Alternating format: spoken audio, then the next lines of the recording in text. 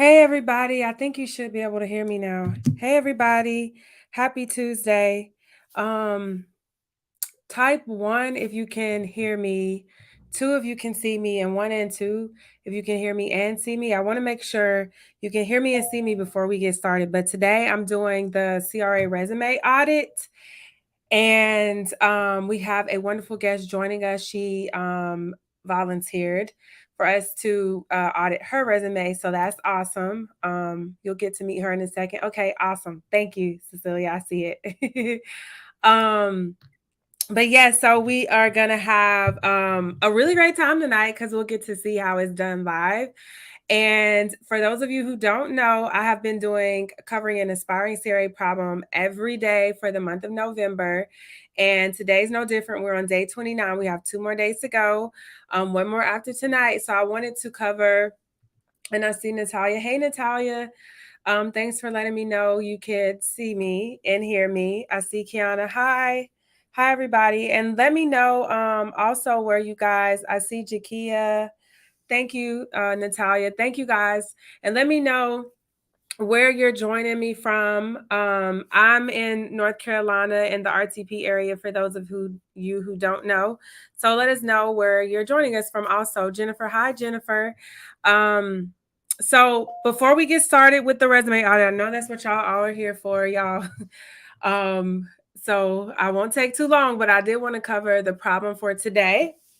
And since we are going to be looking at the resume, why not have a resume problem, right? So today's problem is short. Oh, Jakia said you cannot hear me. Natalia says Atlanta, Georgia. Jakia, I'm not sure what it is. Maybe you can't hear me because you need to unmute yourself, unmute the volume on whatever device you're on, because it looks like everybody else can hear me. And I see Ganaya, you're in Atlanta, Georgia. Awesome. I'm actually from the metro Atlanta area, so y'all are near my hometown. Kiana says no sound. Okay. Let me see. I'm not sure. Miami, Florida, no sound, and the video freezes. It might be your device, Jakia. Sarah, I see Miami, Florida. Some people can hear me because they're responding to my questions. So it has to be, yeah, it has to be your devices if you can't hear me. Let me post a comment.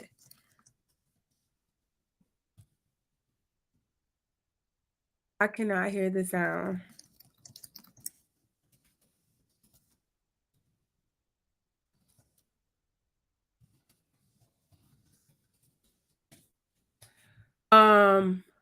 Yes, Assad said I can hear you. Kiana says Los Angeles, California. So it looks like you can hear me now, right, Kiana? I see you said no sound at first, but now you can hear me. Good night says I can hear you, but I see you guys are on YouTube. So if you're on LinkedIn and you can hear me, let me know.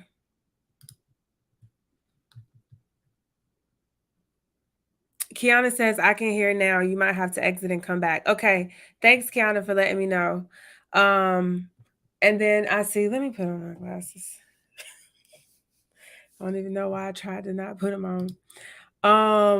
I see Yajira. I think that's how you pronounce your name. Let me know if I got it wrong. But you're in Orlando. Thank you for letting us know where you're from. Andrea, you said you can hear me. Thank you for letting me know. Jakia, LinkedIn. Yes. Okay. Okay. So it looks like if for the most part everybody can hear me, they can see me. If you can't hear me, like I said, check your device because it sounds like it's not an everybody problem. So I'm doing what I can on my end to make sure you guys can hear me. But going into the problem. So problem number 29, your resume is boring. And I use the word boring because I had a couple of clients who actually used this. Well, one said that her resume sucked. But I use this word just to kind of sum up the fact that it's not grabbing their attention, right? And for the past 29 days, I've really been, and I see Andrea for Savannah. Hey, Andrea, thanks for joining. But over the past 29 days, I've really been trying to hone in on the point that you don't need another degree. You don't need some extra experience. You don't need a training program. You don't need all these things that I thought I needed that you still think that you need. We don't need any of that. You just really need to know how to brand market and sell yourself. And your resume is part of that. It's like one of your main marketing documents. And in marketing, it also ultimately will help sell yourself as well. So this kind of just sums up the fact that your resume is not getting the point across. So the solution, simple again, it's some people might say it's not easy, but it's simple. You just have to find a way, create a resume that tells your unique story in a clear, concise manner that ultimately sells you and your skills. And so it should be, and really, when you think about the resume, we have to get out of the mindset of like before, where it's just a list of skills or a list of jobs or a list of all this stuff, right? And you're just kind of like vomiting everything that you've ever done on a piece of paper. Today, it has to be so much more than that. It really needs to capture a story, your story, in the best light possible, and create a clear, and when I say clear, meaning no doubt in the recruiters, the hiring managers, no doubt in their mind that you are qualified to be a CRA. And it's ways to do that. It's not, I'm not just saying this because it's like this, hopeful, wishful dream. Some people can do it, some people can't. We all can do it, y'all. We really can. And I do have my template on the my free guide that's on my LinkedIn profile in the feature section. So you can download that if you're interested in the type of format.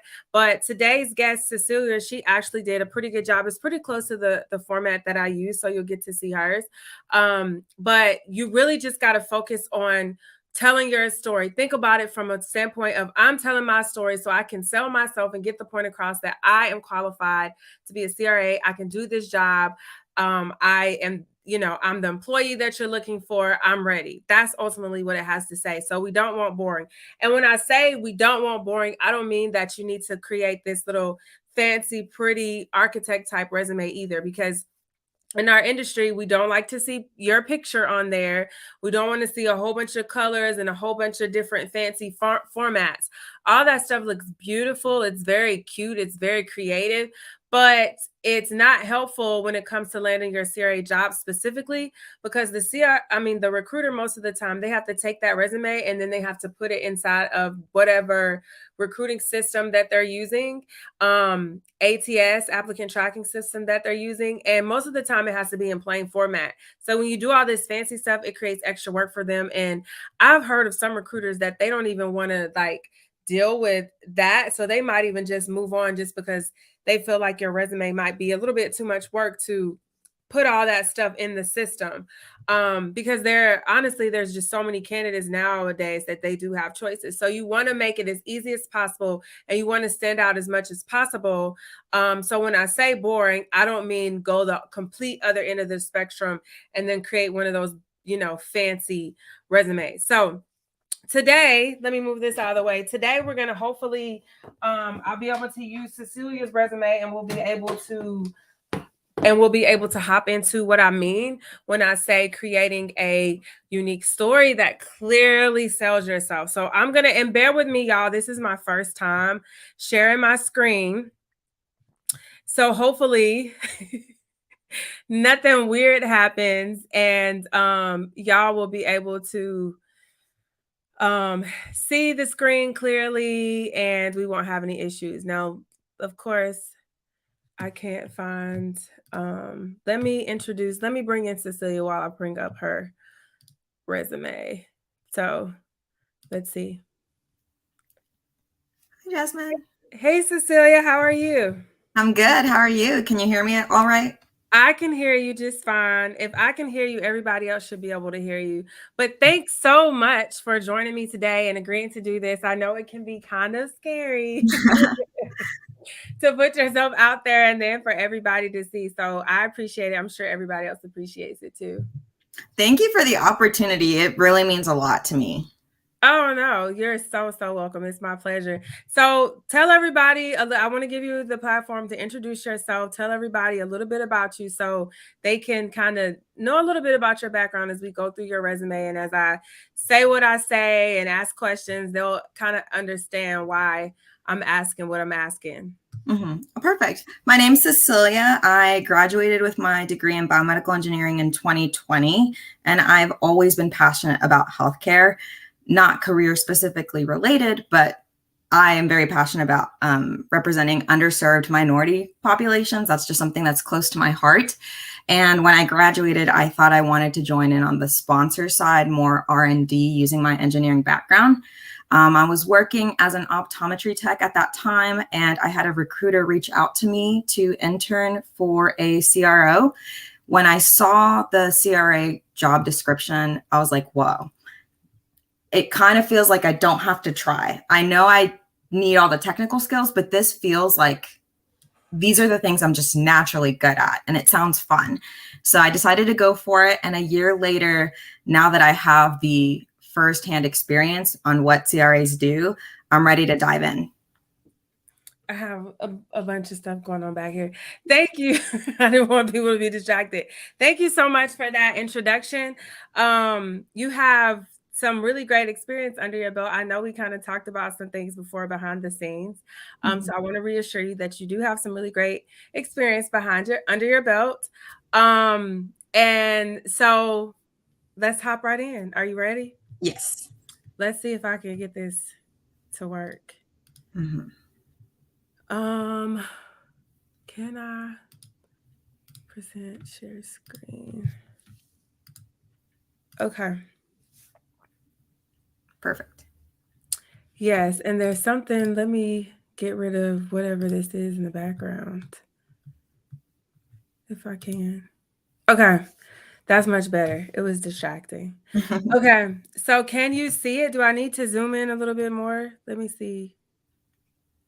That's much better. Yeah. Okay. So hopefully everybody can see it pretty good. So right off the bat, I want to cover a few things.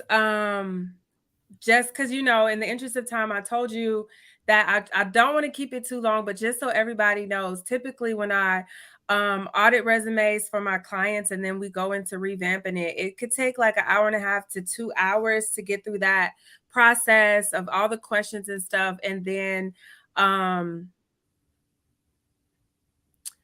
says you should disable the transcription because it's covering your face.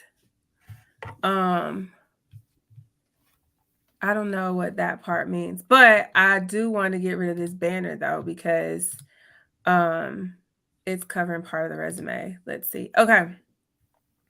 Yeah. Okay. So thanks for that, whoever made that comment. So what was I saying? Dang it, I lost the point.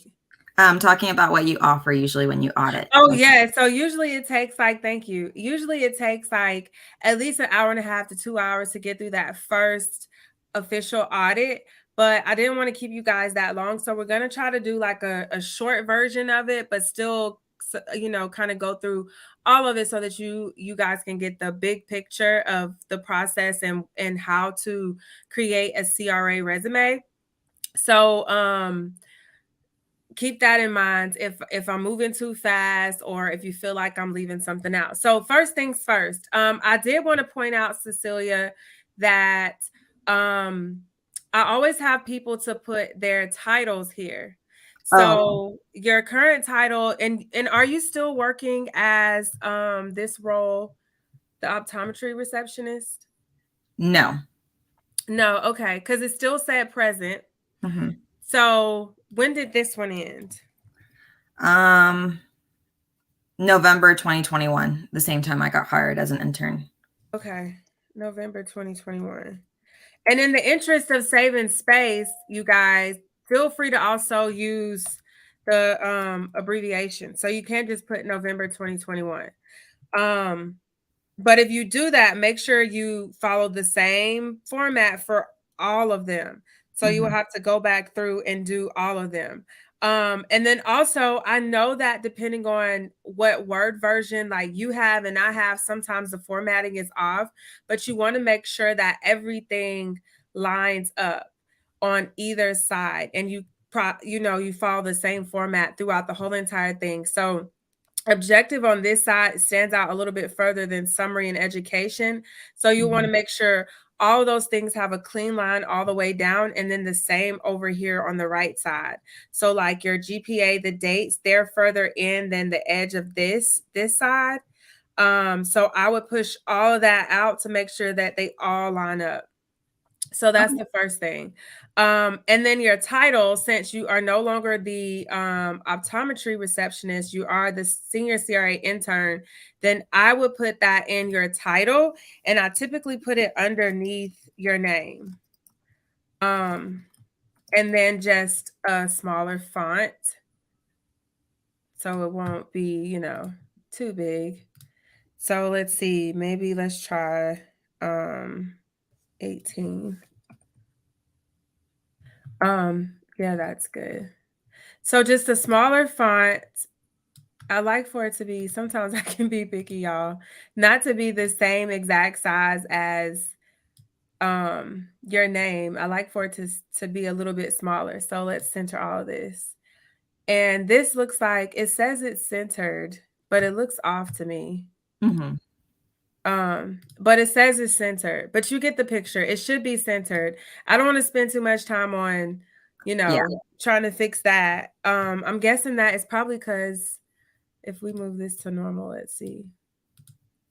Yeah, now it's centered. It might just be the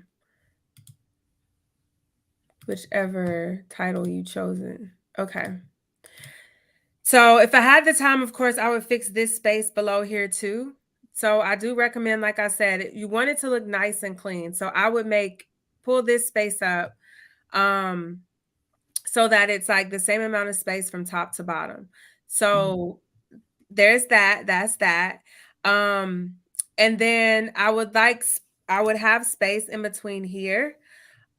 Spacing is very important because it goes back to what I said about your resume being boring, meaning that if it's just a bunch of words, then it's hard for you want to kind of like make them draw their attention so that it's very like succinct in terms of they're looking from top to bottom, and it's very clear with what they're reading and seeing versus them having to like truly like read each line to get the picture, because within a matter of seconds they'll either keep reading or they'll move on to the next one.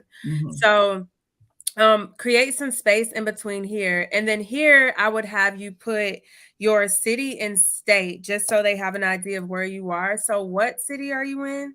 I'm in Dallas. Oops. Okay. Oh, we just put that here.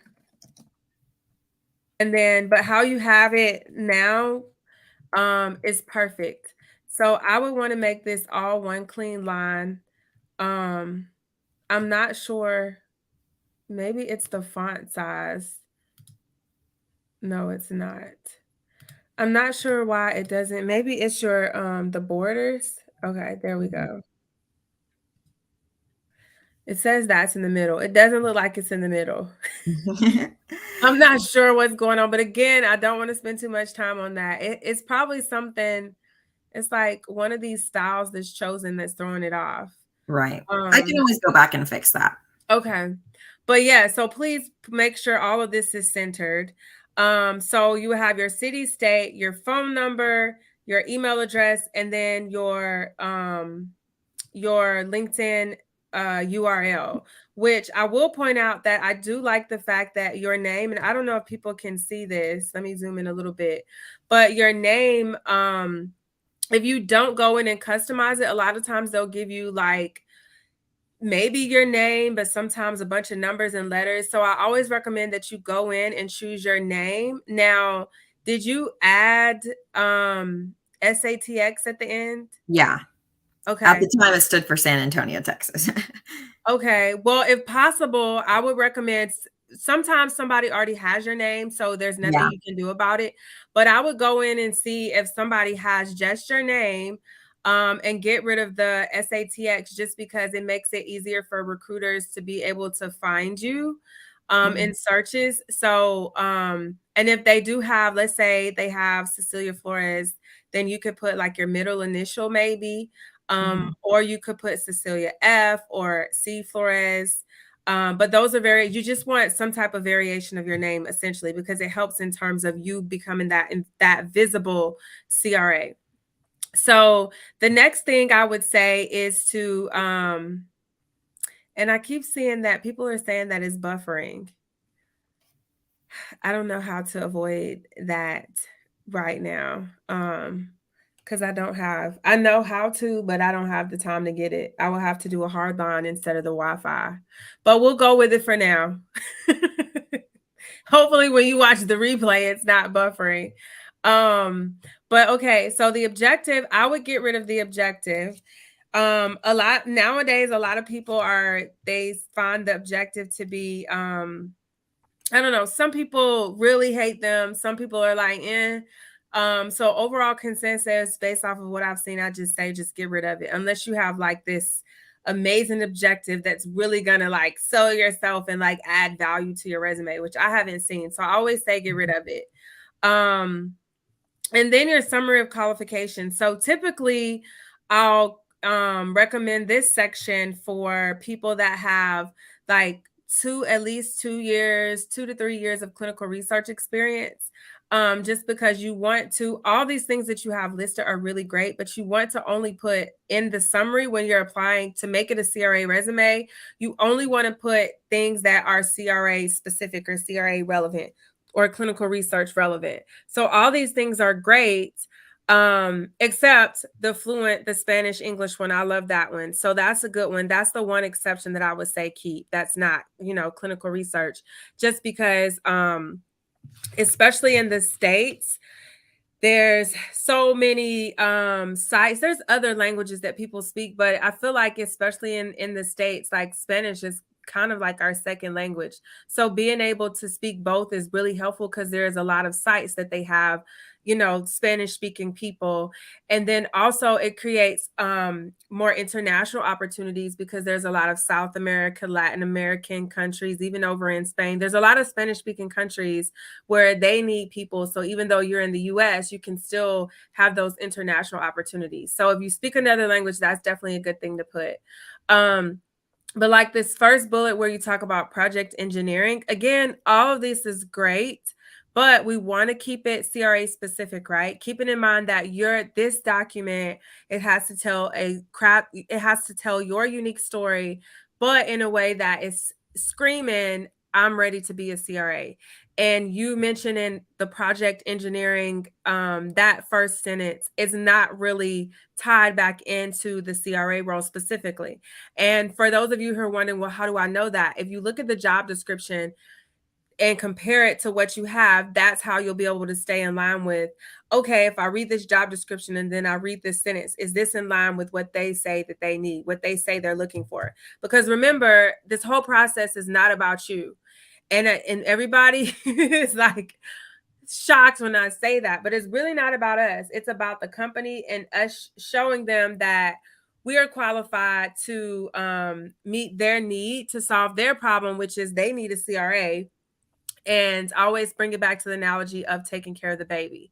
So I would pull that out. The one thing that I will say in here that I do like is this quality assurance piece. But if we were working together, I would want to tease out a little bit more. What do you mean when you say quality assurance? Because that's something that we could use specifically because you might see that on the job description. Quality, QA, QC is very important in clinical research. And then the next bullet, clinical experience as a receptionist, optometry tech, insurance, and billing specialist. I wouldn't put that in the summary section just because, again, I would definitely put it down here. But again, when we're talking about summary, we want to focus on things that's going to really get them to keep scrolling and ultimately make that phone call or send that email saying, hey, we want to invite you for an interview. And talking about being the receptionist, optometry tech, those things aren't going to necessarily be attention grabbers. Now, if you mentioned some things that you did as a receptionist or an optometry tech that could tie back into the CRA role, then I might say keep it. And we might be able to get into that a little bit later once we get into the job, that specific experience further down. But just keeping in mind that you want to have attention grabbers. This next bullet, clinical research experience on ultrasound imaging performance descriptor development. So clinical research experience, great. That part is great. But the rest of this, it's very hard to keep up with. And what exactly you are referring to. So what does that mean? Just so I know and see if I could tease it out a little bit more. So we were working on research that was primarily not patient specific, but it was at Mayo Clinic. So I did have an opportunity to kind of go and just watch how they interacted with the patients. Mainly, I was just kind of working on ultrasound algorithms in the background in like a basement. So what does you mean when you say it wasn't patient specific? It wasn't patient specific because most of our algorithms were just coding. But they were actually using the ultrasound machine with the algorithms on specific images that they had taken from patients who were willing to just kind of, they already had a biopsy, everything was confirmed. So they wanted to go in and just kind of provide these data sets for us to use and train the algorithm. So my PI would go up, she would take the images, and the CRC would go with her. One time I asked if I could join. And so I got to see how they interacted with the patient, but I wasn't ever in a role where I was specifically handling any of that, like acquiring any patient data directly. And when you say they got a biopsy, they had already had, what was this for, oncology? The patient that I saw, yes. So overall, yes, we were trying to see how efficient ultrasound could be to diagnose nodules instead of having to do the biopsy, because biopsy is always first line, like it's golden standard. Okay, so see, that's relevant, and you don't have any of that here, right? So then I would have you to put in, let's say we were going to keep this. I would still want to dig a little bit deeper to see if I wanted this to be in the summary, but let's say we're going to keep it. Then I would have you to put something like,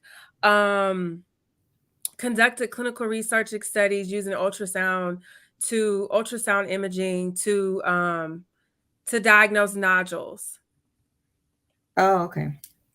Because then now it makes more sense when a clinical research professional reads it and they have a better picture of like, okay, this was done for diagnostic purposes. Because all studies, guys, are not interventional involving patients. Some of them are device studies. Some of them are just observational studies. So there's a bunch of different types of clinical research studies.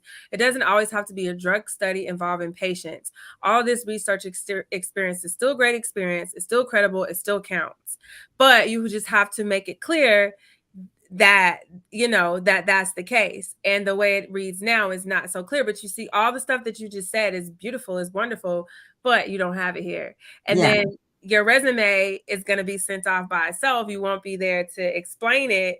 So that's why I say, when I say don't have a boring resume versus having that unique, clear, concise story, that's what I mean, y'all.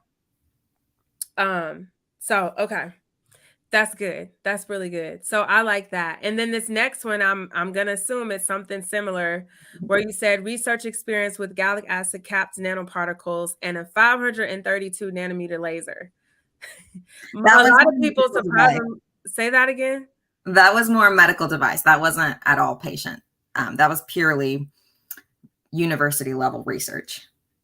University level still counts. Don't count that out, because a lot of the preclinical studies are done, preclinical research are done at the university. Sometimes they do investigator led clinical research studies too, but don't minimize that experience either. That's great experience. But listen to what you just said, that this was device experience.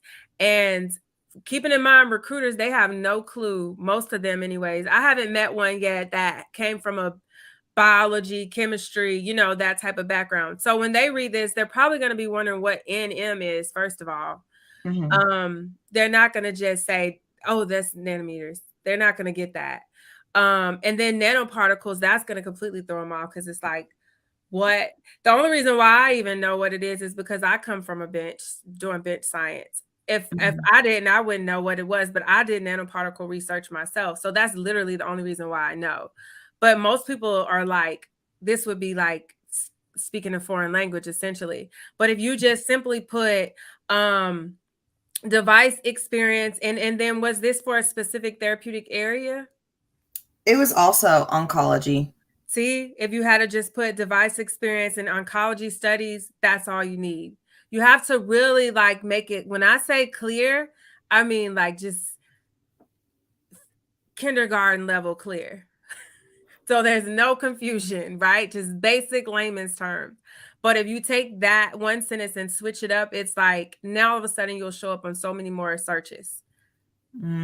Okay. It's saying the same thing, but saying it in a different way because we want to grab that attention, right? Right. And then this part about experienced with all this stuff, I would say take all of that out of the summary of qualifications. I am going to show you once we go a little bit further where I always include a section with technical proficiencies. So I would put that in there so that it is a part of your resume and they can see that you do have that technical experience using these different types of platforms. But I wouldn't put that in the summary just because these aren't platforms that typically CRAs would work with. So if it was like an electronic medical record system or electronic health record system or some type of EDC or some type of CTM, if it was something like that that we work with on a daily basis, I would say, yeah, keep it. But because it's not, I wouldn't say dump it, but I would just say push it down into another section.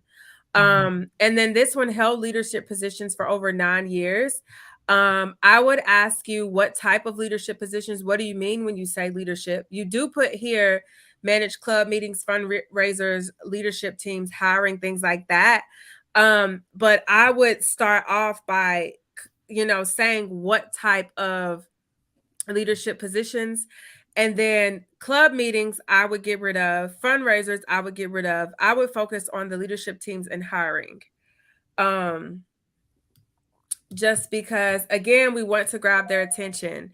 And just saying club meetings or fundraisers, they're not going to take it as serious as saying a specific leadership team and then hiring even. That is crucial. That is very important.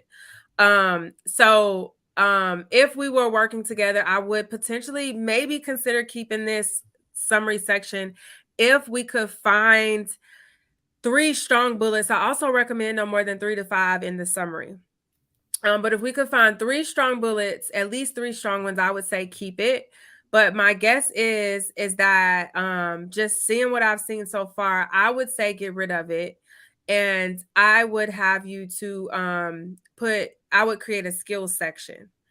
And I'll let you know by the end if I change my mind. But I think I would take you more so along the lines of the skills section. But we'll see. So the next education section, I always say space is very limited also with these things. So I would try to keep all of this on one line if possible. The only way I say 2 lines is if you had to do some type of thesis or dissertation or some type of project at the end to graduate, then I would say create that second bullet and then list what that was, the title. But since we don't have that here, then I would try to keep all this on one line. And in order to do so, first of all, I would get rid of the GPA. So I know there are a few sponsor companies like on the drug side that sometimes they may ask you for your GPA, but most of the major companies that you want to work for anyway, they should not be asking you what your GPA is. So if they are asking you, I personally would not want to work for somebody who's asking me about my GPA, especially once you've made it to this level. But I would try to get all this on the same line. So I would pull this up in front of the school and I would just put BS in biomedical engineering. Did I spell that right? Yes. Oh, no, you didn't. Bio, I did not. Medical engineering. Okay. Oh, it's because of that space. Okay. So I would put that there, and then you can still. I would make this big and keep that non-italicized, and then put a line in between. It's like sometimes the spell check is too helpful. And then I would italicize this because the university is not going to be as important as the degree. Right. And then I would get rid of this whole line. Oops. And then sometimes depending on how much stuff people have, like I would put it like I wouldn't put the line, I would just put a comma and then do it that way and then make sure this lines up, the spacing lines up. Sometimes some people want to spell it out for whatever reason. They just really like it. So I don't try to get caught up on the details. So I would spell this out, which obviously it pushes it out more. And then I would use the straight lines, spacing it out as evenly as possible. Of course.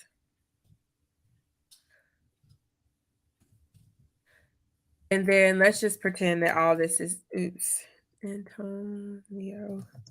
Let's just pretend that all of this is even. But yeah, I would just space it out like that. And then do the same thing for the next one. Now, have you graduated from this one yet? It Yes. says 2021, yes. Yes. So then you would just get rid of expected, of course. And then do the same thing for this one. Okay. So you have 2 bachelor's degrees, right? Yes. Okay. And then I saw that you had initials after this one. It said BME, right? Yes. Is that like common initials that people use behind their names? No, BME is for biomedical engineering. But you don't see people using it behind their names? I don't think so. Well, sometimes some bachelor's degree people do use letters. So let's just say you did. If you do have letters, then you would just put them here. I'll have to Google that. If you did. So that's why I'm asking, just so you know. But for those of you who do have some letters, feel free to add those there. So yes, I would get rid of those and then just pull it up and follow this same format. Now before I get into, because I want to make sure, let me see what time. Okay. I want to make sure I get to your research experience opportunities. So before I do that, I just want to cover a couple of things that I noticed. So you always want to, your current role, first of all, you want to always start all of your bullets with a verb, a strong action verb. And then so all of the words that start these bullets are provide, maintain. Those are action verbs. And you do want to try to use variations and not use the same ones over and over. Which I provide a list of verbs, but if you just Google verbs, action verbs, resume action verbs, something like that, you should be able to find that in on Google somewhere. So that's the first thing. And then like for this second job, the optometry one where it says responsible, that's not starting with an action verb. So you can just very easily change it to scheduled over 4,000 patient appointments and start it that way. Okay. Let me show you guys. So it would be like this, but you always want to start with that strong action verb. And then just remember to make sure all of your spacing is, in line. I do also recommend, just because it can get busy when you put everything on one line. So I do recommend also put in the title and then put in the job name and the location on a different line. And then you could put so for my resume template, I have the dates. I'm trying to think now. I think I have the dates listed on the top line, and then the location. The location is at the bottom. So I put the date on the top, but it really doesn't matter. Those are just like your own personal preferences. But I do strongly recommend breaking it up, just because it can be a little bit busy when you have it all on that one line. So that's the points I wanted to make with that. And then there was one other one that I had, I think. Oh, going over, you want to keep it to no more than 2 pages so that if they print it off, it'll be 1 page front and back. But you don't want to go past 2 pages for your resume. Now, your CV is a different story. Your CV can be as long as it needs to be. So some of these things that I'm going to ask you to pull out, I would say pull out from your resume, but I would say have a CV as well, and you would keep all of these things on your CV. So honors and awards and activities and references available upon request, I would say you can get rid of this whole entire page. Again, for your CV, you can keep all those things, but for your resume, do not. Now, one thing that I would recommend adding potentially for you is like an accomplishments or achievements section where you could summarize some of these things. Like you could say Dean's List 2019, 2018, high honors in biomechanics. You could summarize some of those things in like an achievement section. But I would just say, but some of the things like the president's list, the dean's list, everybody should be familiar with. And you don't even have to put like the fall or the spring. You could just put the year, because again, we want to keep in mind how much space we have. And if you do everything else the way that I think that it should work out, you probably won't have any space to put all these things anyways. So this would be kind of like lower on the totem pole. If you had extra space to play with, then think about adding those things in that achievement section. But if not, they're not super important. And then the additional experience, I would take out the tutoring, and I would also take out the math club. And again, feel free to add that on the CV, but we want to pull that off of the resume because everything we wanted to scream, I'm ready to be a CRA. And then also, so going through, I always like to go back to when I said we want to have a clear, concise story, right? So I went through and I checked all of your dates so that I can get a picture of what, your history looks like from reverse chronological order.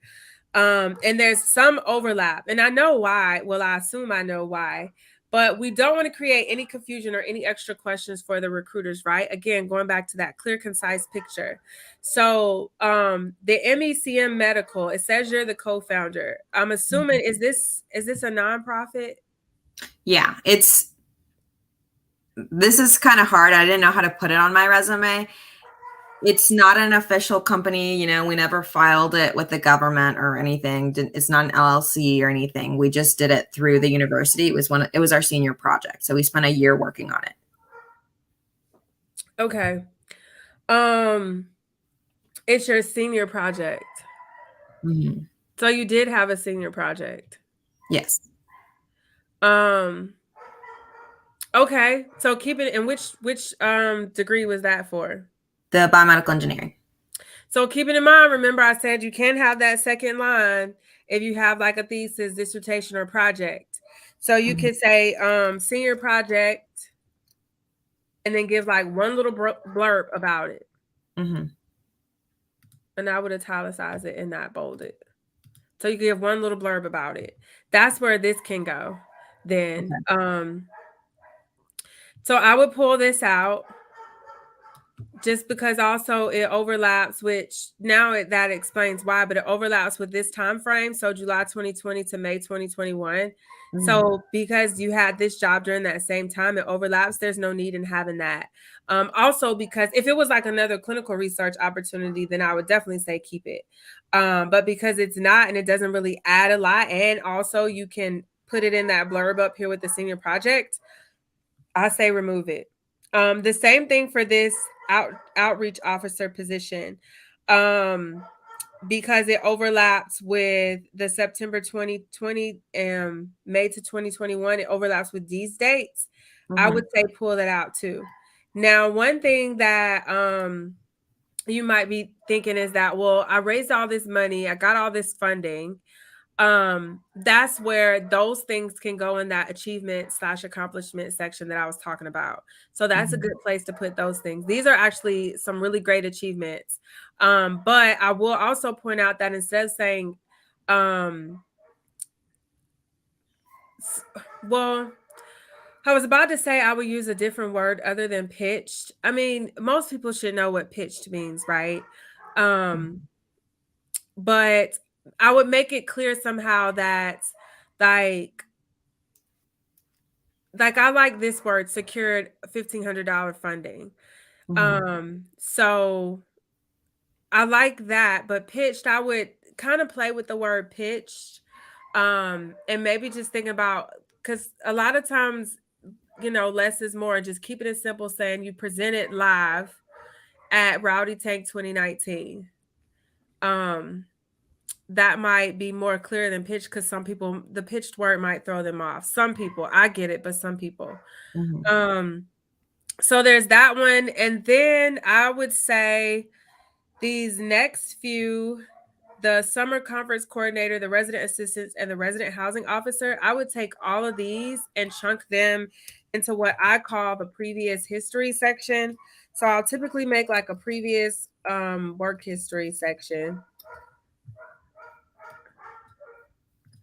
Um, and then I would just put all of these, and I would put each one on its, like the whole thing on that same line. Oh, okay. So let me show you. And I don't know where, if you could add like the company name or where that work experience was acquired, that would be great too. Mhm. But I would have you listed like this. Um, but the job name in between. So let's just say company name, and then like that. Mhm. Um, and I would put all of these here. So you still have them, but we're gaining more space back because I really want you to expand on your research, your clinical research experience areas. So I would do it like this. And you can also use the format with the lines too, if you like that better, where you do the space and then the line. It's up to you in terms of those little things. But I would do it like that. So you can, people can still follow the chronological history in terms of like when you were in school versus when you graduated, and see that you've been doing things throughout, but it's not taking up that space. Mhm. Because I would really want you to expand on the research role. So this one, the at Mayo, this one in undergrad, and then of course your current intern. I would want you to really expand on these. Okay. So I wanted to cover that, at least that first. And then what else did I have?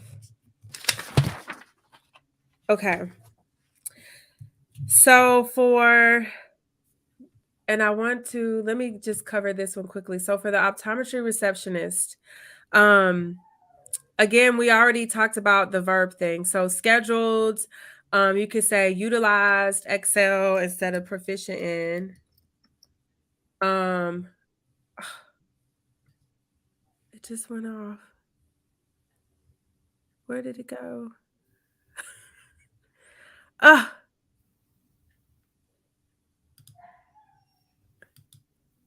okay. Whew. I know, right? Um, okay, so we talked about utilize Excel. You could put it that way. What's the other one? Proficient in. Oh, I wanted to ask you about this one. What does this bullet mean? Proficient technician gathering. What does that one mean? So I was experienced using all of the machines. Whenever you go to the optometrist, you have to take, they ask you to look into the little TV screen. They do the puff of air. They do all those machines. I also used imaging machines. So that's kind of what I was just trying to say. Okay. Um, I would say maybe take this one off then. If I had more time, I'm pretty sure I could figure out a better way to say it so we could keep it. Um, but as is, I would say take it off. But if we could figure out a way to show that you're proficient in using the equipment to acquire patient data or something like that, because you need this information for them to assess their vision. I would keep it if you could find a creative way to say it like that. But yeah, as is, we need it to be more like, screaming, I'm qualified to be a CRA. And then this last bullet, responsible for supervision. So I would say, going back to the verb thing, supervised, how many employees would you say you were responsible for? 3. Supervised 3 employees. You could also say oversaw 3 employees instead of saying supervised. And then I would get more specific, like what type of tasks did you assign? Or you can say, instead of saying assigning task, you can say, you could say oversaw, provided oversight, or oversaw for 3 employees. There's multiple ways to say it, right? Obviously. But then say, and responsibilities or duties included. And then you can go into assigning employee task. Be more specific when you say accountability. What do you mean by that? I'm trying to remember because this was a very long time ago. I would say accountability in terms of 1, billing, making sure we looked at all of the patients, they were coded correctly for what we actually did in the visit. We've created appropriate follow-ups with the necessary testing we needed to do.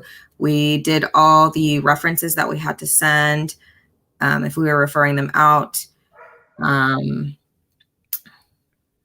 then just, I don't think I talk about, in the first bullet point, I kind of talk about payments, but more the accounting side of it for the doctor, since it was in a small clinic. Yeah, and you see how when I asked you about accountability, a lot of stuff came out, but it's all packed in this one little word, accountability, and nobody would know that that's what all that meant.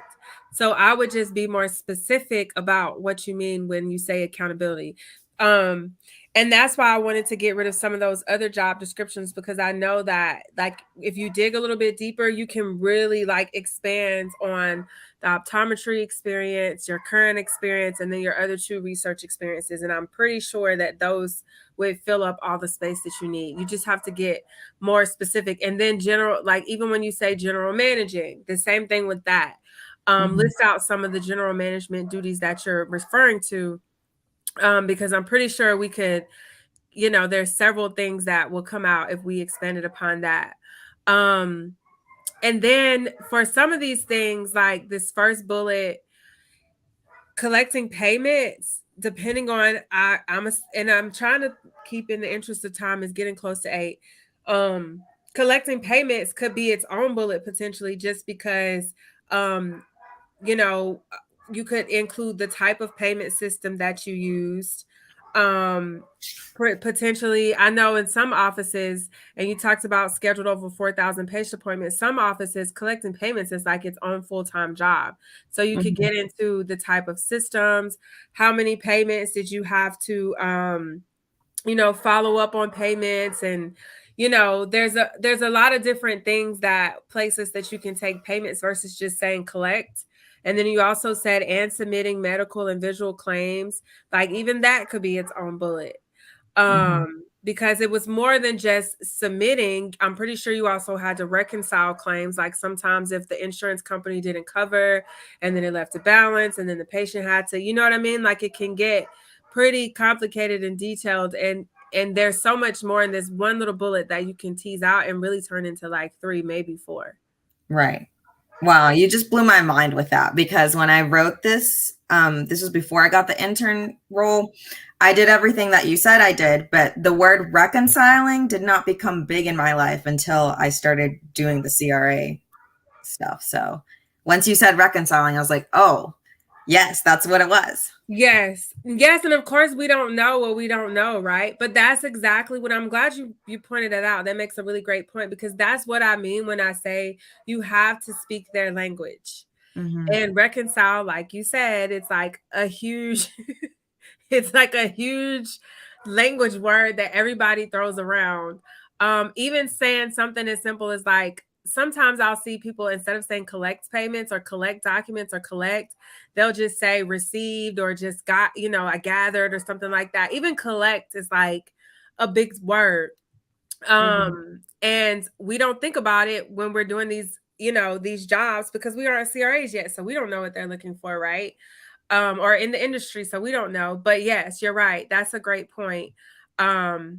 That you did lots of reconciliation and you didn't even realize that that was a thing that's going to scream, okay, hey, this person will make a great CRA. So that's that job, that role. I would say keep the ambassador just because it goes in line with the order of things. So the optometry role, it ended November 2021, and then this one, wait, did I mess that up? It started June 2020. And then this one ended May 2020. So that's why I say keep this one, start here, and then it's okay to get rid of those because it's like in the same chronological order. But I like how you have the number of students that you mentored. Like you really took the time to quantify everything, and that's perfect. That's exactly what they'll be looking for. But there are also, let me see, you also use bullets for these two. I mean, verbs for these bullets too. So that was really good. Um, I would say this one you can take out though. Keeping in mind again that we want to scream CRA. And then mentored, I would tease out a little bit more what you mean when you say mentored. Like, what does that word mean to you? What did you actually do with these students? And then I like this one, enforce safety standards. Because of course, being a CRA is all about patient safety, maintaining safety. So I like that one. And then these two, I feel like we could definitely tease out so much more here. I know we're getting close to 8, and I said I wasn't going to keep you longer than an hour, but I do want to cover at least a little bit of them. So, this first bullet, research involving the development of performance descriptor for contrast-free ultrasound microvascular imaging. Again, going back to when we talked about in the summary section, you want to kind of dumb it all the way down. So what exactly does that bullet mean? So we had patients coming in. We knew that they had tumors. We knew that they were cancerous. If you don't know the difference between a regular tumor and a cancerous one, if you're working with ultrasound, you can see vascularization, the little blood vessels going in. That means it's cancer, usually. And so we wanted to be able to make sure that with the ultrasound, we were able to capture if the tumors had sufficient vascularization, the little blood vessels, to make it, to give us enough confidence to say this is cancer without making the patient have to go through a biopsy, because patients get scared of biopsies and then they kind of avoid getting diagnosed in the first place. Yeah, I can see that. So then for this one, again, starting with a verb, I would say you can say conducted research studies to identify alternative oncology diagnostic methods using ultrasound. Oh, okay. So then you're saying the same thing, but you're not, it's more clear. It's screaming more so that I'm qualified. We want to dumb it all the way down. When I say simple, I mean simple. Less is always going to be more. I do like the fact that you put gained experience with HIPAA protocol, city training. But instead of saying gained experience, I would say enforced HIPAA protocol. I would kind of split these up. So you can say enforced or practiced HIPAA, conducting research studies. But you want to kind of, I guess, word it in a way so it's like, I gain experience with HIPAA protocol is okay, but I want to more so show that you have like a working knowledge of what HIPAA means, and it's not just like, um, you know, theory book knowledge. Like you have a working knowledge of how HIPAA works in a real life patient setting type of bullet. That's the point you want to make, and then separate the HIPAA, and then put city separate, and then I would put what do you mean with this bullet? Are you just trying to get the point across that you had city training, or saying also that city training helped you in doing the research? Both. I did Okay. have city training, but it did help me in doing the research. Okay. So then I would make that a separate bullet too. And then you could put completed city training for human subjects, blah, blah, blah. And utilize knowledge, conducting patient research studies. You could put something like that. So it could be its own bullet. And then this one that says gained familiarity with and participated in IRBs. What do you mean by gained familiarity and participated? At the time, I didn't know what IRBs were at all. And we had to go through all this HIPAA training and city training, and it took us months. We were kind of bored out of our minds because we were like, why is this all we're doing? And the PI was very deliberate about saying, we need all of this for the IRB. And that was my first introduction to what IRB meant, and realizing from how seriously the PI was taking it that it was a very big deal. Okay. And then what do you mean when you say participated? How did you participate? Just by being delegated to work on the project in the first place. I wasn't in the IRB board itself. Okay. Did you have to submit anything or collect anything that went to the IRB? I know, I don't think I did. So you just did a lot of training on what IRB regulations or requirements or documents for Mayo specifically? Yes. Okay. Okay. So I would be able to tease that out for sure.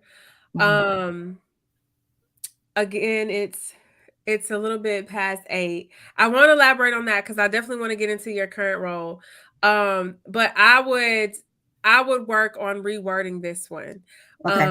And just showing that you have a lot of IRB training and experience, and Mayo specifically, their IRB would be considered, you have local and central IRB guys. So if you have experience with local and central, or local or central or both, whatever, showing the difference between the two, that's another way to showcase that you're ready to be a CRA, because you not only are familiar with IRBs, but you know the difference between local and central. So you can say that you have experience working with a local IRB, being that it's Mayo's. And then experience using MATLAB to organize over 350 patient data sets for subsequent research paper analysis. Instead of saying experience, you could say utilized MATLAB to organize, because keeping in mind, we want to stick with the verbs. And then I'm pretty sure there's so much more that you did that we could get into. But in the interest of time, I would say that for you, I would just brainstorm everything that you possibly can think that you did in this experience. Like literally just write a complete exhaustive list, every little thing. And then go through the CRA job description and write down some of the key words. And even now in your current role, I'm pretty sure you're more familiar with it. But for the people that aren't in your type of role right now, pull the job description, highlight all the keywords, and then compare the list and see where you can make some connections. And that'll help you see what's relevant and what you can actually add to expand upon this research experience, because I'm pretty sure there's so much more that we can add. And then the same thing for the undergraduate research. I won't go too much into the details here.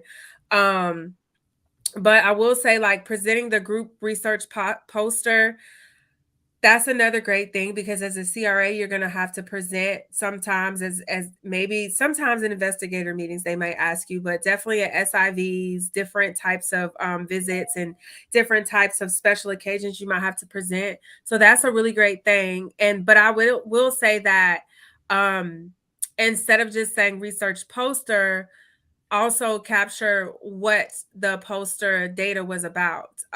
Was it a specific therapeutic area, which it sounds like it's cancer related.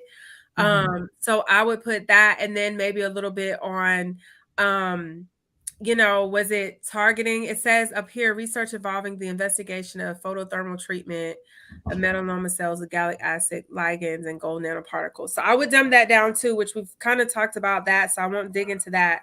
But pull some of that information into what you presented on. Your developed lab techniques. Developing lab techniques is essentially developing lab protocols, because everything we do in the lab is a protocol. All experiments, we have protocols for them. So it's not the same thing as like clinical research protocols, because they're involving human subjects, but a protocol is a protocol. It's still a process, a procedure that you have to follow to conduct an experiment, whether it's on humans, whether it's on animals, whether it's on tests, cell lines or test tubes. A protocol is a protocol. So I would weave that word in there too. It's not just lab techniques, it's protocols. And then plating cells, it's more than just plating cells. It sounds like you were doing cell culture. And then I'm assuming that since this is you mentioned melanoma, that was it regarding some type of cancer cells? Yes. So I would put all of that in there, that you had to conduct cell culture, or maintain cell cultures, and specifically the cancer cells, and then even a little bit about, why, like you mentioned the photothermal treatment. So I would say something about, if it's the same treatment, then find a way to tie all this in, but make it more clear. Like instead of mentioning the pH readings, the laser and things like that, you always want to use things that are simple, things that people can understand. Like cell culture is not common knowledge for everybody, but it's still a way that you can bring it up to say that you worked with different cancer cell lines in order to conduct oncology studies to identify alternative, cancer treatments outside of like the traditional chemo, things like that, immunotherapy, things like that. Because photothermal treatment is one of the newer types of treatment. So I would say that. And then going back up to this role, I have a couple more things I want to cover. So let me try to wrap it up. Going back up to this role. So I know there's so much more that we could pull from here, your internship. But just to kind of go through quickly, where you say that you provided in-house support, and you kind of do list out a few things where you say you developed monitoring tools, such as you mentioned the subject trackers and the SIV slide deck. And then you talk about direct contact with sites for document collection. So I would separate these two so that you can tease out a little bit more, because I know there's some other tools that you probably have created that you're not even aware of. Like even if it's something as simple as like a checklist on a Word document, or some type of Excel spreadsheet, or there's so many little things that we do that FAQ, so many little things that we do that we don't even recognize as tools. But I'm pretty sure that there's other things that you can put here that you've created. And even when you say subject trackers, maybe if there's multiple different types of trackers, and instead of just lumping them all into one, tease out the different types of trackers. Like if some was maybe an ID tracker or an IP tracker, or some of the, I don't know if you're still working with oncology, but some of the oncology studies, they require that patients have different genetic markers in order to enter into certain studies. So if it was trackers with that, or if it's a study where there's different arms and you're identifying which subjects goes on which arms, if there's multiple different types of trackers, you can even expand upon that. And then for direct contact with sites for document collection and redaction retraining. So even these could technically be two separate bullets, because redaction training and then document collection is two different categories. So you can say, instead of just saying direct contact with sites for doc collection, you can say that you managed the essential document collection for sites, and did you also do the filing in the TMF? Yes. So I would put that too. So not only you collected them, when you collect, you typically have to review them and QC them and then also file them. So that whole thing could be its own bullet, where you had to essentially maintain the TMF and make sure that it was audit ready at all times. And then the redaction retraining. You can say that you provided or oversaw or led or instructed site redaction retraining. And I'm not sure, were there any type of protocol deviations or CAPAs involved whenever they, I guess, I'm assuming that they violated redaction since they needed to be retrained on it. So were there any type of that involved? Not for the instance that I wrote that for, but I was involved in one CAPA for a difference. And you see that's not even on here. So you want to add that. That's why I say I know there's so much more that I can tease out of you, which is why it does take me so long. This is why I don't just do resumes by themselves, just because I like to meet with people and I spend hours getting to know you and the history, because it's just, you don't know what you don't know, and it just takes time to pull it out of you guys. But the same thing. So with the next bullet, provided support for a CTM. And then I also noticed down here where it says provided in-house CRA and CTM administrative support. So you might want to clean that up, because I'm not sure if you meant to say the same thing twice. But I see where kind of like where this first one is going, where you're talking about this is a department versus just the CTM role. But try to make sure you clear that up, just because, as you know, when they read it, that they can see the difference. But the same thing with that first bullet, where you say you provided support, including direct communication with interested institution, clinical trial directors, and PIs. So I would say, what do you mean when you say communication? Like, tease that out. I'm pretty sure there's more that you could put than just communication. And then coordinate is another word that we frequently see when we frequently like to see in the CRA resumes. So instead of saying communication, can you use coordinate? Coordinate communication between the sponsor, the CRO, and the site. You could add that. And then responsibility for the review and discussion of feasibility information received from the sites. So I would even make this its own separate bullet, just because feasibility is its own topic in and of itself. And then depending on how much you're involved in the feasibility, that could be a whole nother thing. Like, were you involved in potentially creating the questionnaires? Were you involved in distribution and collection and reviewing the questionnaires? And maybe you were involved with compiling the feasibility data and putting it all on a tracker. Like, it just depends on what exactly you were doing. It's so many ways you can take this feasibility bullet in and of itself. And then this one, I would put this one as a different bullet, because you put, is this trial master file system? Yes. Okay. So typically all you have to do is put TMF, and they should get it. And you can put, if you want to, you can write out system. But maintenance of the TMF system, this could come up to this second bullet where we talked about the document collection, and turn that into a combo thing where, you talk about collecting the documents, QCing the documents, and then maintaining the TMF, because those two go together. You want to try to keep things on one bullet that all go together and separate different categories or topics. And then the feasibility questionnaires, they go up here with this bullet. So you could figure out a way to clean that up. And then this one, the CTMS, and you talked about CDAs too.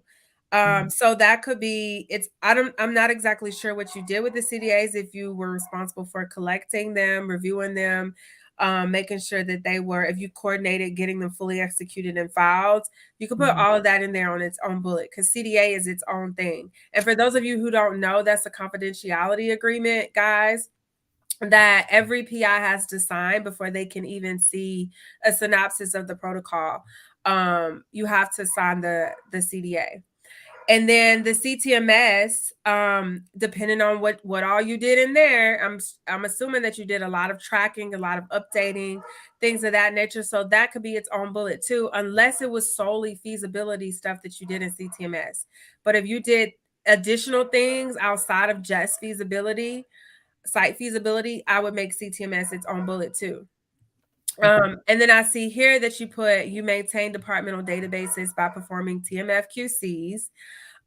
You can make that its own thing, or you could put it up here and add it to this one. And if you have multiple things that you want to add, you can always put a semicolon and then add, whatever you need to add that goes along with that particular category. I'm not sure what you mean when you say combine and upload subject lab alert files. What are lab alert files? So whenever we have any labs that are drawn and anything ends up being abnormal, the PI will obviously do clinically significant or not, but our medical monitor will receive an alert at the same time before the PI receives it. And so we have a team of people who are working with the medical monitor to kind of make sure that, hey, we received this alert. Do you have any feedback for the PI? Do you need the PI to check on this or request any additional labs? And so we have to have all of that documentation for the TMF. My job is to combine the literal email communication about the lab alerts with the documentation that the PI submits. Okay. I have to combine those, and then I have to upload them, and then I have to QC them. And see, none of that is in here. Yeah.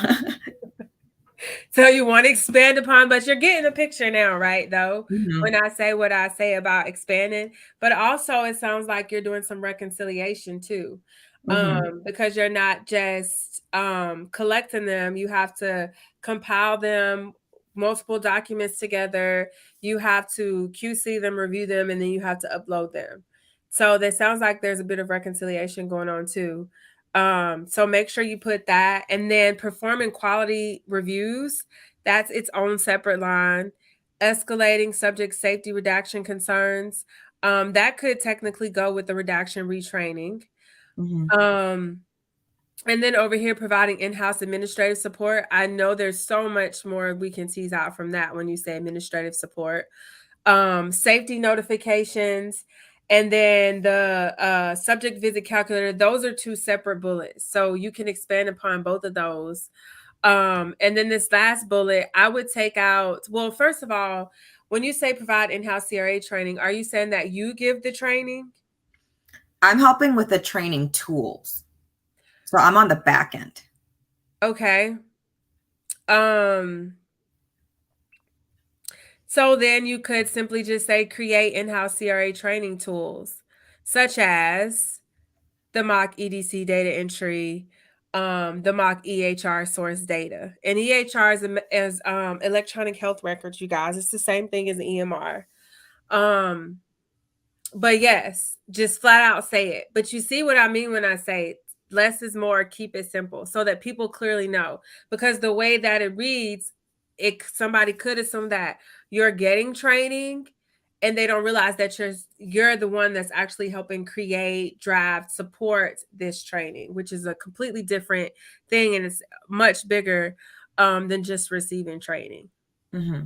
So I'm sure that there's so much more that we can pull out. You see how this could go on forever. Right.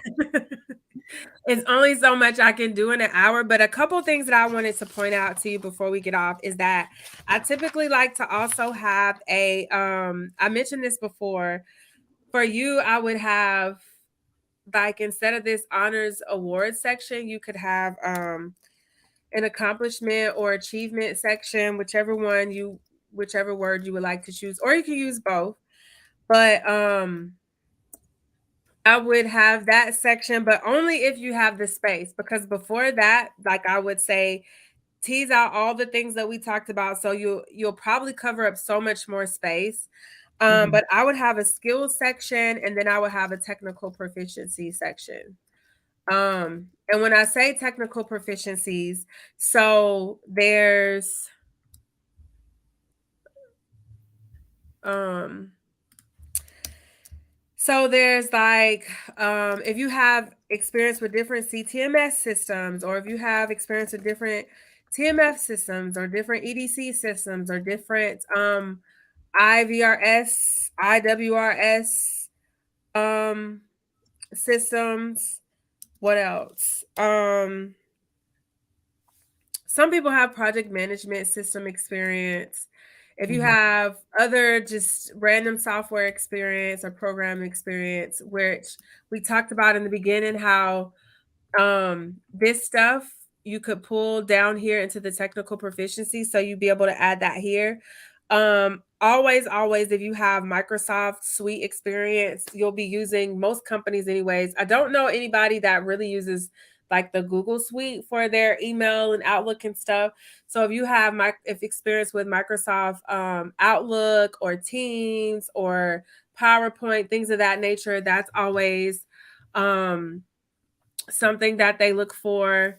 So you could put like Microsoft Office, and then put all the things that you have experience in. Safety reporting systems, that's another one if you have experience in that. Data management systems or data analysis systems. But you see how there's so many different technical proficiencies that you could put in this category, and I would just list them out. So literally list them out. Did I leave out anything? Any other, I said EDC, any other types of system experience that you have, I will list that there too. And then skills. So for you, and I like to do the skills in columns. So I would have like one column here. Let's say there's 3 columns, one here, and one here, or 4 if you have enough. But I don't like to just, list them out like this. So I would have them like, this is one column, this is another, and this is another. And I would push your skills up to the top. So you could have education and skills. If you want to do summary, you can keep summary. But like I said, 3 bullets, pick out some strong bullets, which now that we've gone through, I feel like I could definitely tease out 3 strong bullets for you. You definitely have that experience. Like even the one about creating the in-house CRA training, that's a strong one. TMF reconciliation, document collection, maintenance, and making sure that the TMF is audit ready at all times, QC and documents, that's another good one that you could put up there. Even the feasibility piece, because feasibility is a very big thing, because obviously we want to choose the best sites, because that's how we get the best results. So even feasibility is another big thing, but you definitely have 3. And then of course, I already told you that I do like the fluent, keeping that. So you definitely have enough to do summary. So for you, I would put summary of qualifications, and then I would put my skills, and then I would go into relevant experience, and I would put education all the way after my experience. So after previous history, we talked about getting rid of this. After previous history, I would put education, and then I would put my technical proficiencies. That's the order I would put for you. But for skills, just to give you an idea of the type of skills that I'm talking about, EDC experience is one. Query resolution, because I saw that you had queries listed down here. So query resolution, site feasibility, there's another one. You have an EHR or EMR. It's the same thing, but a lot of times if they see EMR, it'll resonate with them more. The acronyms can be so picky sometimes. So for some of them, like if you have EHR, I would just say put EMR/EHR. It's the same thing, but Mhm. you know, having both will make sure that you that they can see it more clearly. The monitoring tool development that we talked about, that's another skill. Payments, that's another skill. You didn't talk about it in this particular role, but as the at the optometry position, payment is another big thing. And then what else? The TMF, did I mention TMF maintenance and QC? You also have the Kappa experience, SIV prep experience, because creating SIV slide decks is a part of the SIV prep. So that would be important to mention. What else? You have the CTMS experience, and even in your other undergraduate and clinical research roles, you have experience with presenting research data. That's very important, because it's one thing to give a presentation, but it's another to have to present on research data. It can be so much more challenging. So you have that experience. You have the HIPAA training and the city training. That's another important thing to mention. You have the IRB. All of these are skills, great skills that you could put in your skill section. And then I'm assuming that you also have some GCP training or experience, and that's not on here at all. You're right. I don't know how I missed that. Yes, so we want to make sure you get GCP on here. That's another skill.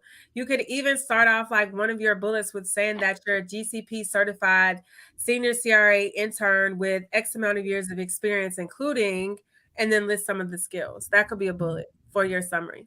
Mhm. Yeah. I think I covered, let me see. Let me look at my notes. I think I covered mostly everything that I wanted to get through.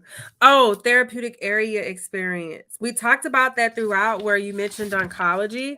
And if you Mhm. have oncology experience, you want to get that in there like immediately, because that's one of the things that will definitely grab people's attention. But oncology, and then you could even tease it out into the specific indications. I saw, where is it? Where you had melanoma as listed as one. So if you worked with different types of cancer research, you can tease it out into the specific indication. So if it was multiple myeloma, if it was non-Hodgkin's lymphoma, if it was breast cancer, there's different types of breast cancer. So you can even tease it down to that if it's all oncology.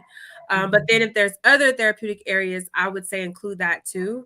And I typically say put that in the summary. So you could just literally put therapeutic area experience includes. And then you could, if you have multiple therapeutic areas like oncology, cardiology, neurology, you could say that.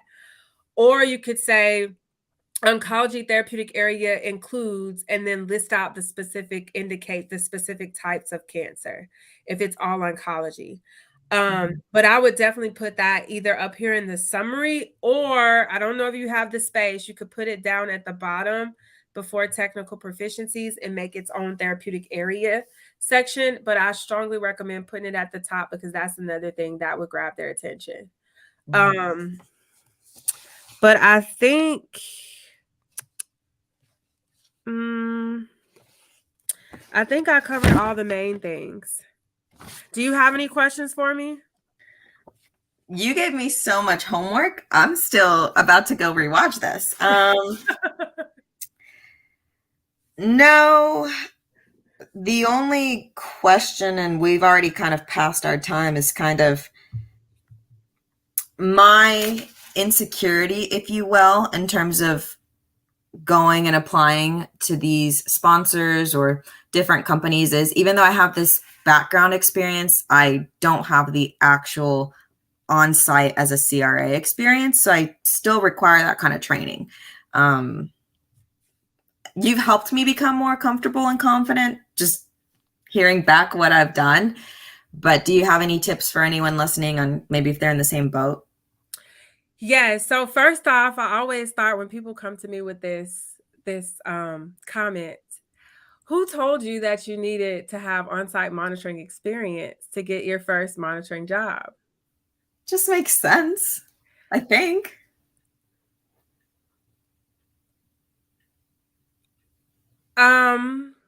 I can see how you guys might think so, but everybody who's ever done any job, right? The first time they really had experience doing that job is when they got the job. Right.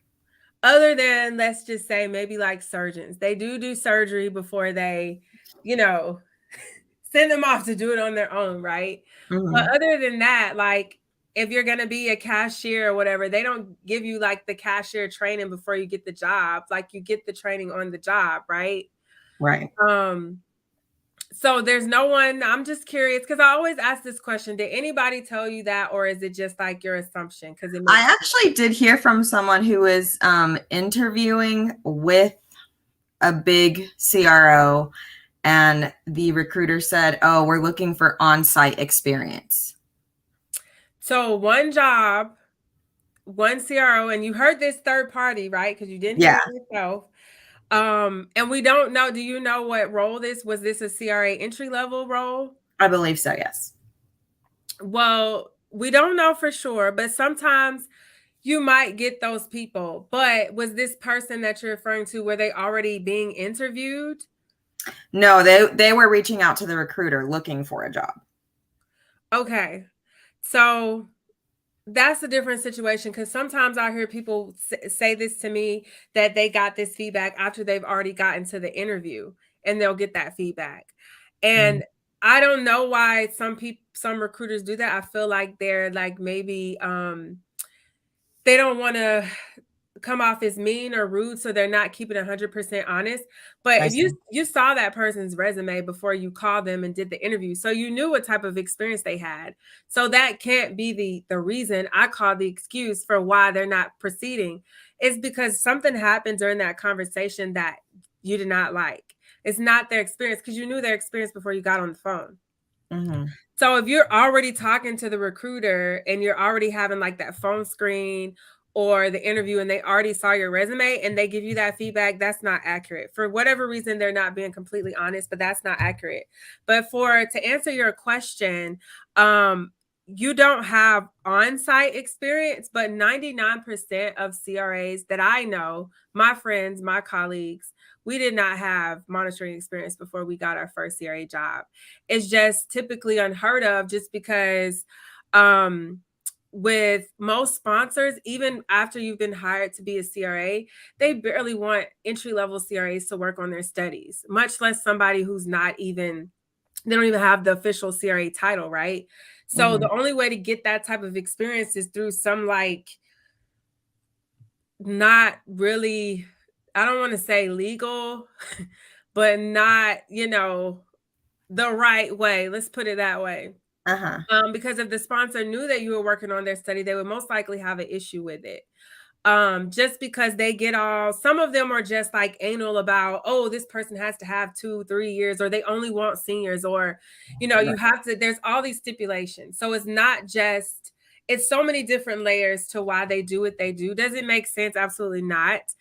Do we need to do better? Absolutely. But just working within the system that we have now, that's part of the problem. So that's why most companies, the bigger companies, they have these entry-level training programs where they bring you in, they train you, and you don't need experience, monitoring experience specifically. They look for a certain set of skills, and preferably clinical research specific skills like the ones that you have, which I told you before. All of your experience is great. Like all the things that we've just talked about, like that's literally what people are getting if they're a CTA or a study coordinator, in-house CRA. Like everything that you're getting as an intern, that's what people are getting in those roles that I recommend that people get in order to get to the CRA job.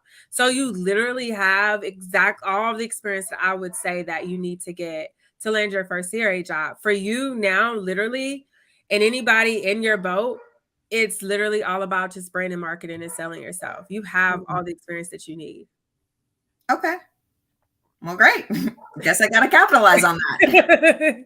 Yeah, no, seriously. And I know it's kind of, it's frustrating, right? Because you're like, well, I heard this and I heard that and blah, like, don't listen to what you hear. Because it's only going to confuse you. It's going to frustrate you. It's going to discourage you and get you down. Like, trust me, I've like worked with many people in your same boat, people that are coming from different industries that didn't have like 10% of the experience that you have, and they still were able to get their CRA jobs.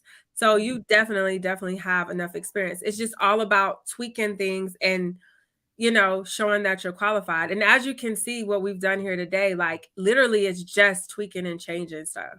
Mm-hmm. Perfect. Thank you. Yeah. But yeah, no, for sure. You're definitely ready. Okay. Yeah. So any other questions? Nope. I think that's all I had. Mm-hmm. Okay. Well, I hope everybody got something out of today. And you were able to, you know, gain some nuggets, and hopefully gain some knowledge on how you can tweak your resume and create your own CRA resume. And then for those of you who are interested, I do have my 6-month coaching program where I do this right out the gate for everybody that joins the program. We immediately assess your resume, also do the cover letter, because a lot of companies are still asking for cover letters, and then your LinkedIn profile. So those are like the 3 main pieces of things that I like to immediately go in and revamp and assess and revamp. And then it's a 6-month coaching program where we work one-on-one private coaching sessions like this. And you also get a mock interview with a recruiter. I'm really big on making sure everybody's prepared for the recruitment process, and it includes a lot of other things in the package as well. So if you're interested, feel free to reach out to me. You can DM me. And you can also visit aspiringcra.com if you know that you're ready, and you can book a sales call. So Cecilia, thank you so much for joining me and letting me do this. I know it was probably nerve-wracking, but but you did a great job. I really appreciate it. Thank you so much. Like I can't say enough kind words. You were awesome. You've been a great mentor. When I reached out to you, I had already found you on YouTube, watched your YouTube videos, and I didn't even realize it was the same person. So you're doing great work. Thank you. No problem. Thank you. And for everybody else, thank you so much for joining me. And as always, if you have any questions, you can DM me or drop them in the comments. But other than that, everybody have a great night. Bye. Bye.